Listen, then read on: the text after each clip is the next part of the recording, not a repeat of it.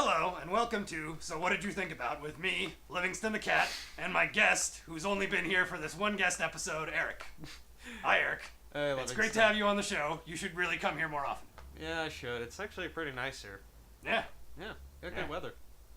Is that pretty much how you It's a little dry for me. Oh, yeah, but you know what isn't dry? Aquaman. Arthur Curry is the Aquaman. He is the son of a lighthouse keeper and the son of a queen. Because if you didn't realize that from the trailer, don't worry, he'll remind you 3 more times in the movie. Once he becomes of age, Arthur's half-brother is going to be destined to claim Atlantis and also claim the other kingdoms in the sea as an attempt to start a war with the land of the living, the land of the dry, and it's up for Aquaman and his new friend Mera to go search for the trident to stop this war. I agree with you on some points that it is a story about a wayward prince, like, earning his right as king and whatnot, but I don't remember it being about a Prince of Atlantis. I remember it pretty much being about a story about a movie from a dying franchise taking its rightful place as a legitimate film among a pile of ashes and really triumphing over adversity of just the most uphill battle if possible. And, you know, not completely succeeding, but still making it there. That's actually pretty accurate. Yeah, this movie was so dumb, but it was probably the most entertaining time I've had, wouldn't you say? Oh, yeah. Yeah, Oh, yeah. I mean, for people familiar with Aquaman, they know how many times he's been reinvented, like the dark hook-handed one, the really charismatic John DiMaggio one from the Silver Age cartoon parodies. This was a good combination of those two, and, you know, kind of really sells it that way. I didn't see Justice League, so this is my first time seeing him. Oh, well, yeah, he was the best part about that, too. No, are you sure the best part wasn't Ben Affleck's head poking out of a big block of rubber? It was a 2.5-hour movie. There were some scenes I didn't like, but I definitely was kind of wanting more by the end of it. So. Yeah, it was like, for a film that was 2.5 hours, it's like, it feels pretty quick going by. Like, I mean, not in terms of runtime, but in just terms of, like, how the story moves. One thing that actually I can redeem about Aquaman already from Justice League that it fixed was giving Willem Dafoe screen time, because he got cut out of Justice League, and now he actually gets to shine in the movie. Yes. Was he the same character in Justice League, or was he Steppenwolf? He was the same character. Steppenwolf was played by Kieran Hines. Usually, like with Black Panther, by the end climax, the CG started going all over the place, but with this, it starts with the CG all over the place, and then decides to go for more.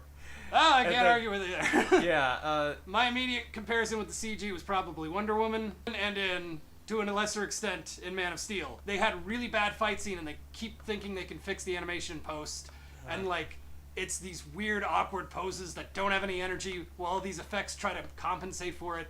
And surprisingly, even though like from the trailers, it all looked like a bunch of plasticky toy stuff that was a joke, it actually, like, they cleaned it up in the end, it seems. It worked.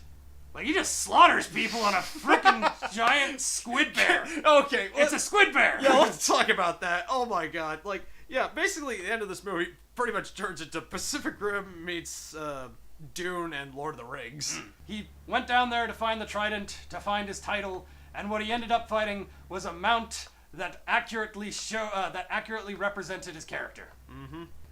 The sort of dumps of exposition, like, specifically when, like, what was her, Mira, Ariel, Poison Ivy? Mira. Comes in, Poison Ivy, comes in and basically just delves out the entire backstory of everything to Aquaman right away, just, like, unloads it like a truck.